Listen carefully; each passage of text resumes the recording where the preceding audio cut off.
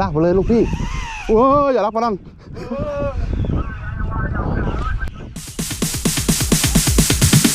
Sorry ass DJ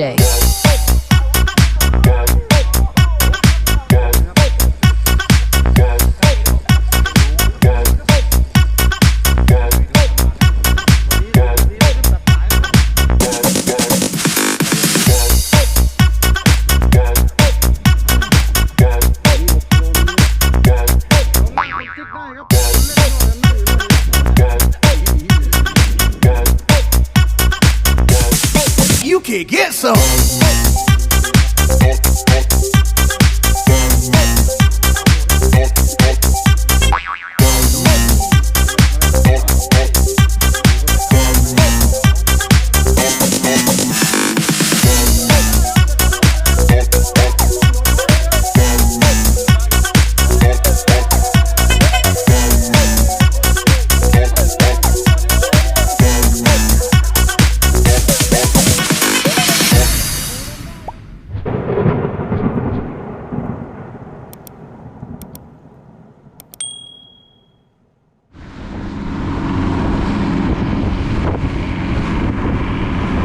สวัสดีครับเช้านี้ก็มาเจออีกแล้วนะครับทริปนี้ออกมาตกปลากันครับเดี๋ยวจะเข้าหมายไปแก๊สดินเทียนก่อนนะครับเดี๋ยวสายน่าจะเข้าคลองแถวนี้ครับสมาชิกวันนี้ก็มีหมูนะครับเรียกว่ามูลค่าที่น้องบ่าวครับทำทีมโดยหัวหน้าครับหัวหน้าตอนร้อนครับตื่นยังลูกพี่วันนี้ครับในน้ำวันนี้ครับวันนี้มีเดินฟันนิดหน่อยนะครับคนไหนไม่ได้ปลาโดดน้ำนะครับเดี๋ยวเราติดตามนะครับจะมีคนโดดน้ำไหมครับวันนี้ครับแรกแล้วนะครับแคทอินซีนะครับน้องบ่าวโดนแล้วครับน่าจะเป็นลูกอินทรีนะครับนี่นะครับไต่นีนครับสวัสดีครับสวัสดีใครครับอุ้ยพี่หมูมีอาการครับพี่หมูมีอาการครับยุ่งเร็วมีกระตุกมีครับมีกัดครับว่ายุ่งเล็กนี่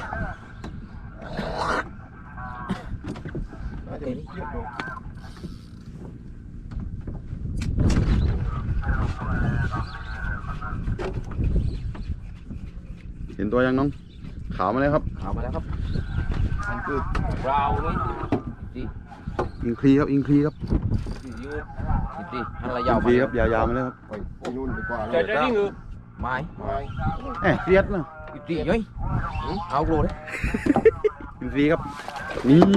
แต้มแรกมาแล้วครับน้องบ่าวโอ้ยมาแล้วครับมาแล้วก็ใส่รถดินี่นะครับรอดโดดน้ำไปคนหนึ่งแล้วนะครับรอดไปแล้วครับรอดไปแล้วสุดยอดครับอิงคลีครับหมายเลขโดนเลยนะครับโอ้ยนี่นะครับต่อนะครับมีครับอยู่นานปีเนี่ยทุกเจ้าดีอันนี้คนเนี่ยเด็กบิ๊กหัวเงี้ยเป็นนี่นะ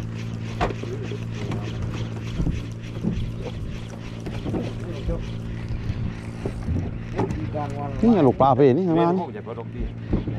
แต่ไม่ได้จริงเลยปีมูไปไหนไปวันเดียวโอ้โหกลับตัวโดนน้ำคนว่าอย่างนั้นได้ดับตัวดูเขาบังนี่เนาะบดไม่ได้โดนน้ำมันนะทางไหนลุ้ม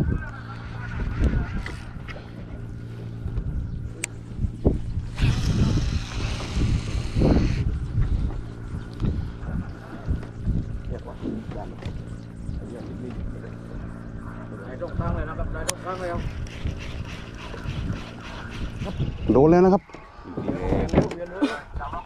อีจ่อคนแรกบางนี่คนแรกส่วนเลยบางนี่ส่วนเลยโดนจนได้นะครับไม่ตีอยู่ใต้เรือเลยดำดอกเลย yes sir มันคืออะไรแล้วทำยังไงกินกับอะไร ออกเลยครับไม่พลื้ครับฮึสอย่าโดนครับไม่เอาครับเสียดครับนี่นะครับอิงคลีนี่ครับ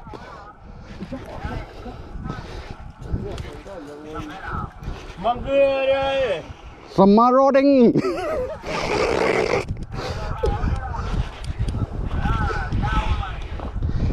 โอ้ยดูนะครับดูนะครับไม่ใหญ่เท่าไรครับเขียวมาเลยครับอิงคาลีครับ โอ้สองครับสอง มานี่ก่อนครับมานี่ก่อนครับอย่าไปฝั่งโน้นครับมาเข้าตาขอซะดีๆไอ้หนูของยายพวกเอาให้ สามครับ นี่นะครับโดนจนได้ครับนี่ ไปจริงครับ ครับผมปลดด้วยครับอย่าถือเฉยๆครับรอดอีกแล้วครับหนึ่งคนครับไม่ต้องโดดน้ำครับ ขีมตีอย่าไป เดี๋ยวไปติ้งเจ๊กครับไต่ ไปจริงเจ๊กครับ ถือก่อนครับเดี๋ยวดูอย่าชัดๆครับ อ้าว นี่นะครับไฟติ้งจิกนี่ของชอบบินสีครับ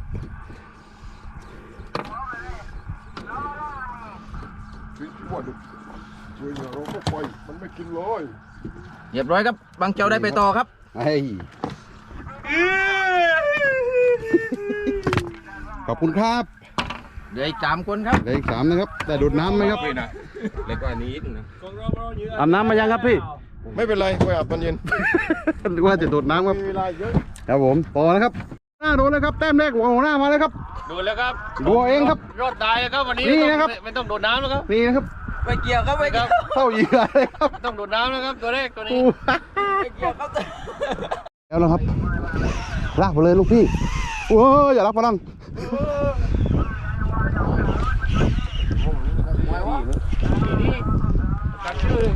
มาอีกแล้วนะครับ ผมบอกแล้วครับ ผมตีไปตรงปลาครับ เราตีไปตรงปลากันนั้น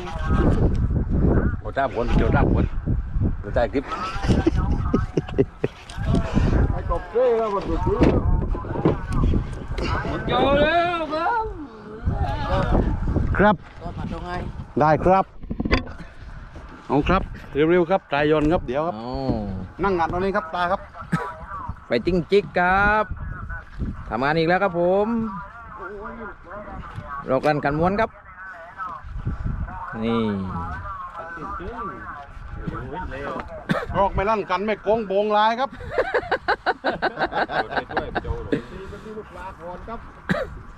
ลงบนแล้วครับ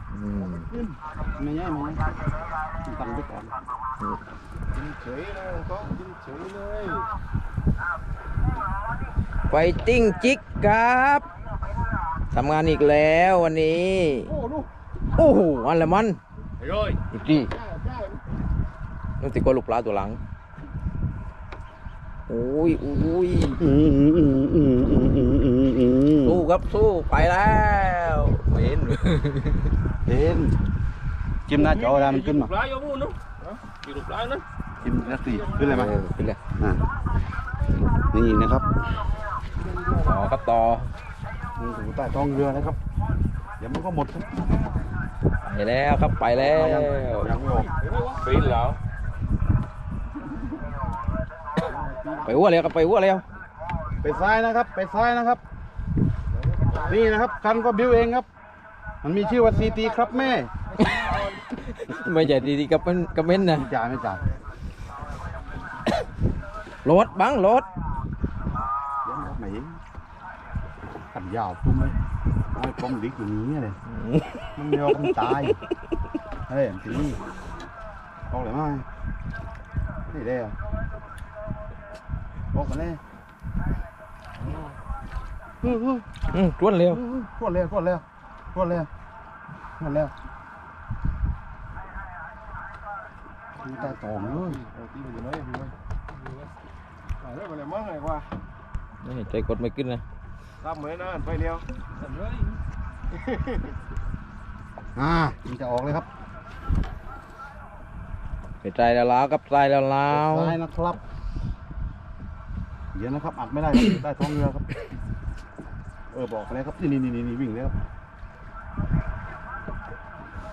ตัวเต่าน้อยนี่อ่ะ เต่าเลยติดปุ่นนั่ง อ่ะ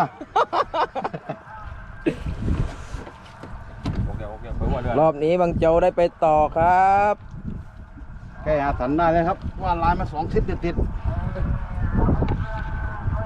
เข้าเลยมั้ย โอเค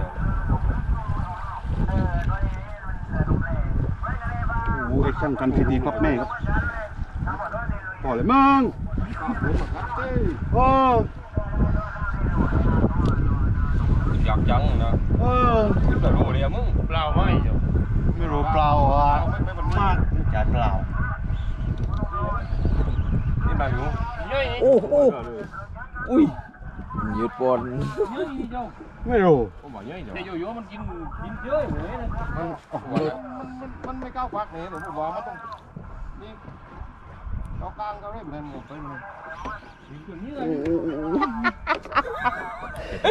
เล่ง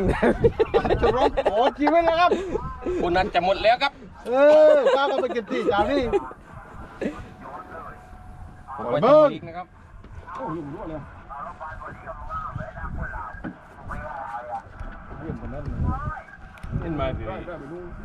รอบไปดูได้ไปปิดได้แล้วนะ มัน เลยไม่เดินไปกว่าเรือ ไม่โดนยุงนี่แหละ หัวหน้าครับหัวหน้า เรียนมาครั้งนี้ หัวหน้านั่งจะหลับแล้วครับ ตัววันลายครับวันนี้น่าจะได้โดดน้ำแน่นอนวันนี้ครับต้นต้าจะเมาเรือแล้ว เดี๋ยวพวกเราติดของครับมั่วเดี๋ยว เอาแรงมั้งไปทางนั้นเลยมันบดได้ตรงตึงวินตัดดีโอ้เดี๋ยวอะไรมึง ตัวตาเราขึ้นไหนนี่ ไอ้ไรอ่ะนี่ ติดอ้าง บ้าไม่มดคนมดเลยทีนี้ ได้ไม่มาเนี่ย ต้นหม้อ ข้าจะต้องดาว ต้นหม้อเลยแล้วตัวเห็นมันเขียวมัดตัวติดตาม มันย่อยนี่เจ้า ไม่ใช่ตัวเอียดนี่ ตัวเยอะเลยน้องไม่เกิน คนนับจะอย่างแรงเอาเว้ย บังกดกันลงไปเลยบังกดกันลงไปเลย ไอ้ตาตายต่อไหนแล้ว ดูบนผาไปตัดลูกตา โอ้ไปนู่น ว่ามีตาเลย ผมว่าจะรอไปตาโน่ทำไมวะเลยบัง มาอย่าพี่เจ้าเวียนนะเอาเวียนนะพวกว่าไงว่าเดี๋ยวมาเดี๋ยวพี่ โอ้ พุ่ง ขอท่านหน่อยครับมาที่นี่มา กินในโรงก็ชีวิตเลยเนาะ แต่งตัวเรียบร้อยไหมออก ไม่ถ้ากินจากเลยไม่เรียบร้อยนี่ ไปไหวก็เราพวกนั้นพวกคน แล้วมึงติดไอ้ไรอย่างนี้มันก้นนี่ จอนเล่นะมึง โอ้ยมา ดีแน่ย่อย ไม่ใช่จอนไม่ใช่จอน หยิบเรือเร็วเรือเร็ว ไปมา เรือเร็วอีกดีนี่เออนั่น ก้าวก็ไปกินเต้ นั่น ไอ้ตายเฮ้ย เวลาปั๊มมาต้องปั๊มเร็วพี่แล้ว มาอะไร ปั๊มเร็วเลย เห็นเลยตะก้องบ้าวะเลยตัวใหญ่ๆนี่ตะก้องบ้าวละ เราก็ไปไหวไหมโดน ตายยินที่ตัวต้องโลดแล้วอยู่วันนึงอันนี้ก็ไม่มานายนี่ กินเยอะกว่าได้ดีกว่า ว่าเรื่องดีบ้าเลย กินไม่ไก่ดีเรากินเยอะกว่าเลย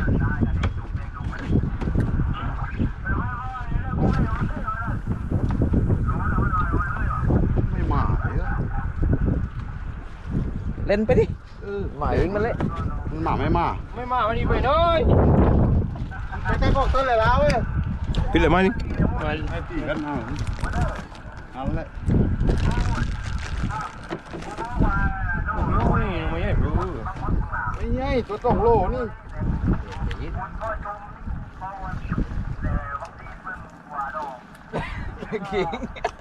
ต้องแต่งตัวเรียบร้อยเลย อินทรีไม่ใหญ่ครับ แต่คนอัดใหญ่ ไม่ใช่นี่ตัวต้องโลนี่ไรตัวสาวนี่ ติดก้างมาไม้ ฝากกันเลย บิงบิง ตายผมเยอะตัวเลย 6 โลมีครับ6 โล โลนี่ครับ ไอ้นู้นติดเบงหัวมัน เต้เรามากินทำไมเลย ติดเบงหัวนั่นเลยบอกเร็วเรือเราอะเราอะ ไปเองครับ เดี๋ยวกดกด นี่ สุดเบอร์ครับ ครับผมครับโดนเลยครับโดนอีกแล้วครับ ใช่หรอว่ามันมีต่อไม้เราส่ง300 เมตร โอ้ยตัวนี้ไม่รู้ตัวเลยครับ ไม่พื้นคนรับกันเลยคนรับกันเจ้าเป็นเล่นหน่อยเดียว เดี๋ยวเด็กตายเดี๋ยวตายเดี๋ยวแกก็ไม่บอกนะ ด้วยกัน ไม่เราอยู่บนหลังกา ให้ปืนตัวนี้ก่อน ขึ้นมาพี่ไว้ขึ้นมา โอ้ยถุงวิ่งครับ ได้หมาคุยไว้ได้หมาได้หมา ของใหญ่แล้วนะครับ ได้หมา300 เมตรก่อน ไม่เล่นเลยกับกัน 300 เมตรได้จอนต้องวิ่งไม่ได้ แสดงโดยหัวหน้านะครับตัวนี้ครับ ตัวได้ดูดูเยอะอย่างนี้ดีนึงผมว่ากินแต่ว่านู่น นี่ออกกันแล้วหัวเรือฟันไปเลยครับไปเล่นหัวเรือเลยครับ มา300 เมตรนั้นก้าวไปจ้ะไอ้ด้วยหมาคุยได้ มาไหมครับ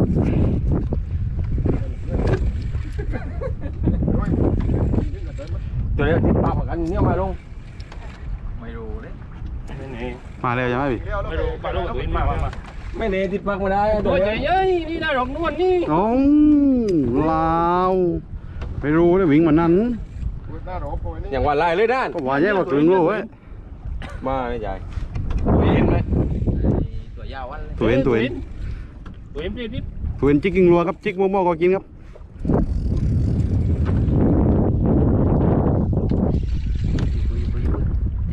จะใส่เปลี่ยนลงมาใส่เลย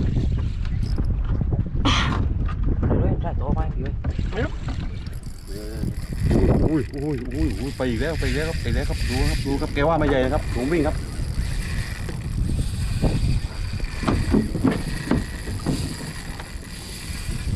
นี่นะปาก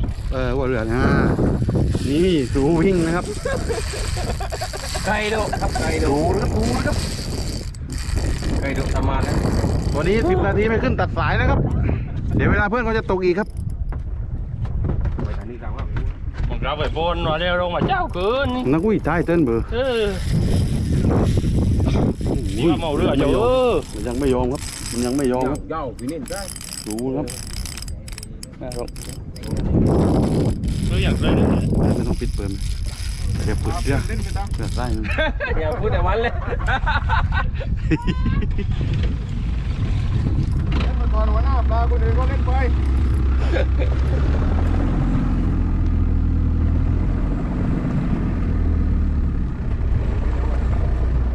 โอ้ยเดินได้วันนั้นผมดูเลยเดี๋ยวไม่รู้อยู่ดูนี่บิ๊กเดียวไม่ติดด้วยนี่ไม่รู้ติดด้วยเลยอยู่ดูเจ็บไหนนี่ครับเจ็บไหน เป็นไงบ้างครับ กินตำนะพี่นี่นะเดี๋ยวนะกินตำพี่นี่จะยิกดีกินมันกินจะ โยมมึง โจ้มาโจรเลวอ่ะ ถ้ากินอย่างว่าไม่ถ้าโยนนื่นแล้วโยมมึงวะ พวกว่าน่าจะเป็นโจม มันกินจังว่าลงลึก เยอะกันว่า ลงลึกด้วย ดิ้งมานั่นพวกวะ แร่อาการน่าจะโจม เลยนึงอ่ะ แร่อาการน่าจะโจมพี่มุ้ มัน นเองจุ้ม ขาวมาแล้วจ้าโจมนะจ้า ปลาเก่งส้มมาแล้ว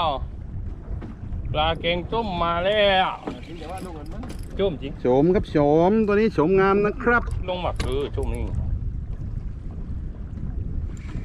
พุ้ยไม่ต้องพูดถึงไฟเลยครับโจมโจมยัง ตั้งกึดเรียกอะไรด้วยดู นุ่นครับขาวๆมาเลยครับโอ้ย เหลืองไม่เหลืองพี่หรอก ดูไซส์เอาเองครับ จับจริง ติดหมดทุกตาเลยครับ ตาย อ๋อเราวิ่ง โอ้ยเกือบไม่เข้าสวิงนะครับ เก่งส้มตัวนี้เลยมือนี้เก่งส้ม วิ่ ตั ง ว ก่ นี้ อน แห ครับ ละ ผมวิ่งก่อนครับ ดูไซส์มานะครับ ตัวนี้6 กิโลมีนะครับ เหยื่อตัวเองนะครับ ดูไซส์เอาเองครับใครตกได้ครับ ใส่ไม่ได้โดนน้ ปลาไตครับปลาไต ำ นี่นะครับชมหน้าคนจิกได้ครับ แต่คนเล่นโน่นครับนั่งอยู่โน่นครับครับต่อครับ กินดิ หัวหน้าโดนเลยครับ นี่นะครับหัวหน้าโดนเลยครับ ต้องโดนถ่ายมามัว ช่วยปอบไปยับเลยนี่ เว้ยมันปลาเฮ้ยลูก ไม่รู้ เรียกมันไม่ปุ๊บหรอ ไม่รู้เป็นกดลงเดี๋ยววะ ไม่รู้กดจริงเดียวเลย โดนจนได้ครับหัวหน้าครับ พี่นี่ยังเก็บตั้ม หัวหน้าโดนจนได้ครับ มองไอ้เล่นเก่งมามองร่างงั้นออกเลย ไอ้ไรต่ำเลยเก่งตั้งกันเลยร้อย มันต้อง ทำไมถ้าว่ามงไม่กด ยุ่งยากเลยนะยุ่งมันป่าไปโกไปเลยเดี๋ยวไปงู อุ้ยมีไส้นะครับมีไส้ กัดตีหวย